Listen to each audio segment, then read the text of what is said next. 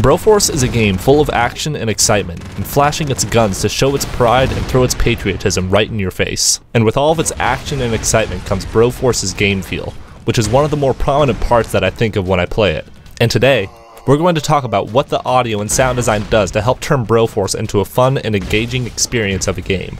In Broforce, you play as famous characters from action movies like Terminator or Indiana Jones, but with all of the names including bro in them, like Rambo or Indiana Brones. And there are about 40 of these bros. Every bro in the game has a unique weapon, and with each unique weapon comes a unique sound. You get to hear a wide variety of weapon sounds from Bro in Black's noisy cricket, to B.A. Bro Rakkus' flamethrower. And so many other unique gun sounds in between. Even most of the generic rifles and pistols have unique sounds.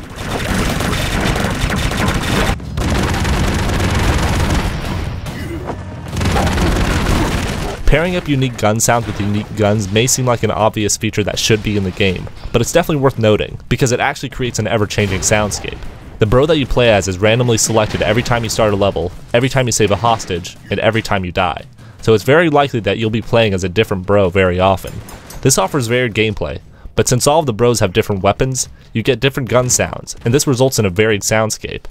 Having new sounds play consistently throughout a game can be a great way to keep things fresh for your players' ears. Part of the sound design choice just caters to the game design choices in Broforce because there are a variety of characters to play as, meaning that there will be different gun sounds to match the variety of characters. If you couldn't tell from the bro-related names, Broforce has a pretty great sense of humor. This is most present in the voices in the game. First off, there's a narrator who has this really enthusiastic and manly voice who says everything in a way too over-the-top way. 3, 2, 1, go, go, go! It's pretty hilarious in my opinion. As I played Broforce, I kept hearing new and funny ways for the narrator to say different things when you die, or when you start a level. Just by having the voice actor record his lines with different variations of tone, enthusiasm, or speed of which he's talking really added a lot of depth to the narrator. What you expect the narrator to say becomes far more dynamic, and it leaves you wondering what he might say next because it keeps on changing. And because of this, you start to understand the narrator as a character himself, since you hear him say so many different things.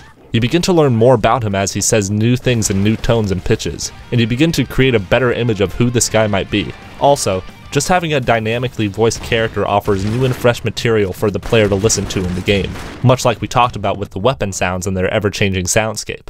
Come on, bros! Then there are the enemies who make really high-pitched screaming sounds, which is a hilarious contrast to the massive explosions that happen consistently throughout the game.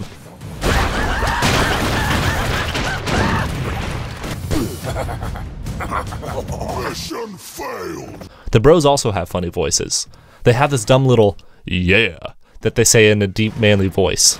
And every bro, no matter who you save or who shows up, has the exact same voice and the exact same voice clip when they say this. Having no sound effect variation in a game can give an unnatural cadence to your game.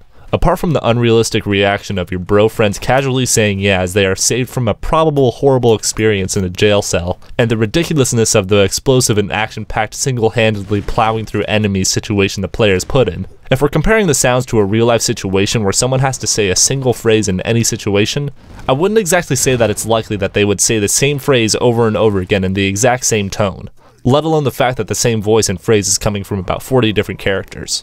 Now, I'm not trying to bash the game, and I feel kind of indifferent about it because at first I thought, this is bad sound design. But then after considering how the rest of the sound design in Broforce is pretty solid, I got the feeling that the developers were kind of in on the joke, and I definitely caught myself laughing at the fact that they all have the same voice. I think that they could have added a few extra voice clips just to create some variation like the narrator did, but they literally reused the same voice sound every single time. Again, I find it hilarious that they all have the same voice, but just a little bit of variety would be cool. I don't really feel this took away from the experience of Broforce, so just take this how you will. Most of the gun sounds in Broforce are extremely satisfying and punchy. They are very loud and help give off the feeling that the bros are powerful and strong, and it makes you feel powerful as a player. When an action your character performs is louder than most other objects that make sound, it helps give the player the feeling that they are stronger.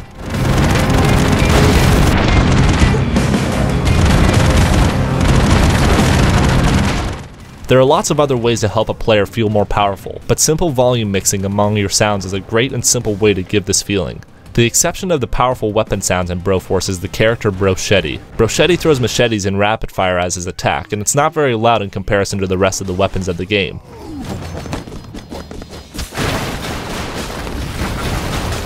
There is definitely some value to placing sounds at a realistic volume, but in this situation I felt that they should have made Brochetti's machete throwing sound a lot louder and more powerful. The dude is throwing like 20 knives per second, he deserves some crazy powerful sounds to go along with it. I decided to make a quick example of a more powerful machete throwing sound from a combination of the Blipsounds melee weapons library and the Whoosh's library. It's a rough example, but it's just something I had in mind.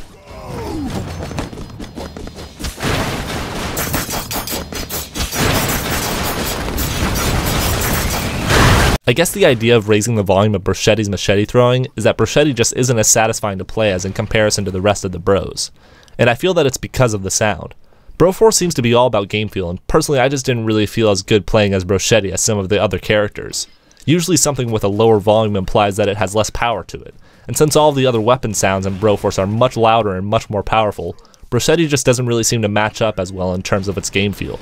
One cool thing to note about some of the weapon sounds are the anticipatory or preemptive weapon sounds. An anticipatory weapon sound is basically a sound effect that plays before a more important sound effect, but creates anticipation to make the more important sound more exciting. Take a listen to Broforce's weapon sound. The beeping sound you hear is the anticipatory sound effect, and as you may have picked up, it creates an excitement for the bigger sound. You hear that anticipatory beeping sound and are expecting to hear that big gunshot. It creates a sort of satisfying tension that something bigger is coming, and it excites you, and for me, it just made me want to shoot the gun even more. Broforce's anticipatory weapon sound is certainly a more exaggerated example. A more subtle example is Brominator's sentry gun that he carries.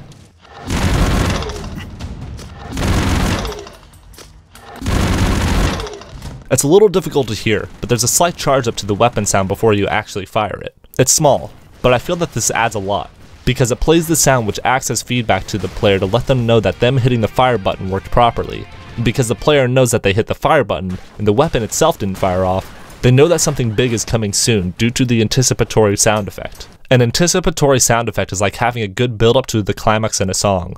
The climax isn't nearly as good without that build-up. And much like this metaphorical song that I'm talking about, an anticipatory sound effect to a big sound can make it way better. It's like having a punching sound effect without a whoosh. Take a listen to the difference.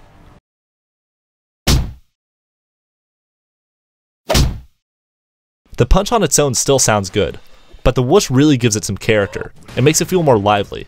Now I don't think that anticipatory sounds are always necessary for every sound, because there are many times where having a quicker reaction time from the player's controller to the actions in the game fits the gameplay style better. But in certain gameplay situations, it's still a pretty cool effect that can be added to your game. Broforce is a great example of a game that does more realistic sound effects properly in a game with pixel art. In most games with pixel art, it's common to hear the limitations of a Super Nintendo or NES being applied to the soundtrack. And I've heard people argue that the sounds and art should all be together with those limitations. But Broforce has really big sounds throughout the whole game, and works great in my opinion. I actually really enjoy when I hear games use 8-bit or 16-bit limitations on their game. Those sound limitations always had a nostalgic feel to me, and those limitations also fit the pixel art style very well. But Broforce is just a good example of using more realistic sounds for a pixel art game. I would say that it's even impressive that they made their realistic sounds work so well. Having so many big sounds can really make your game too noisy to the point where you can't really hear what's going on. Louder sounds begin to clash with each other and it becomes hard to distinguish one sound from another. One of the things that they did to keep the mix intact is use panning for the location of the sound. Panning in audio is basically just the location of your sound. If you wear headphones or have a stereo speaker system set up, any sounds that you hear on screen will correlate its sound to where it's happening on screen. So anytime you hear an explosion on the left side of the screen, you'll hear it come from the left speaker. And they even lower the volume of it slightly to make it appear that it's far away, almost like you can hear it from the bro's perspective.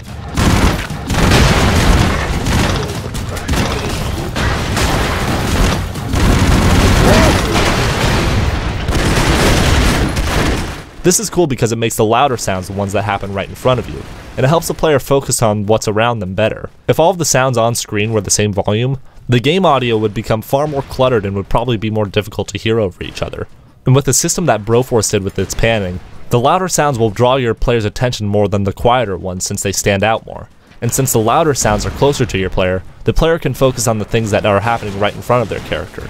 This also just helps add general realism to the world of the game, and it helps create a varied mix.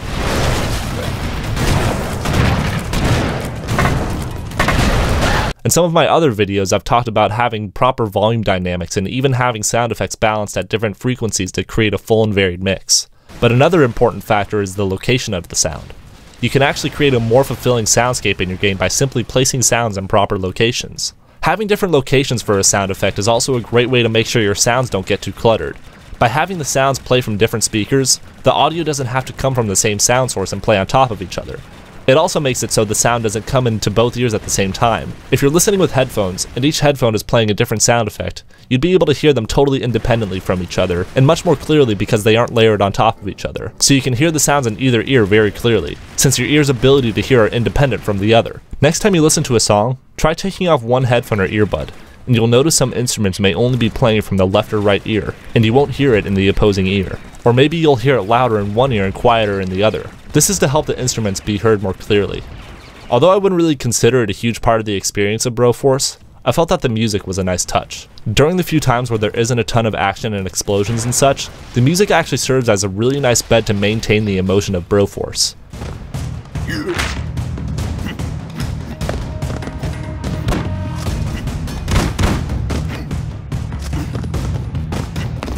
Obviously the sound effects really take priority when they take place, but the soundtrack is engaging and holds an intense feel to it which fits the rest of the game nicely. The intense feel of the music maintains that same emotion from all of the loud explosions and gunfire, so it just helps reinforce that feeling throughout the game. I don't think there was a huge theme in the audio from Broforce, but I think the general game feel of Broforce is one of its best qualities, and I think the audio actually added a lot to that. And I think there's a lot to take away from that because it does a great job in creating a fun and engaging experience. I wouldn't even consider Broforce to be a game that's crazy in depth or one that emotionally invests its player either. It's a quick and fun game to pick up and play with friends. But despite Broforce not being more engrossing like you'd expect from a Zelda or Dark Souls game, the developers seem to have nailed some of its most basic principles to create some awesome game feel. And Broforce proved that paying attention to those basic principles can take a game a long way.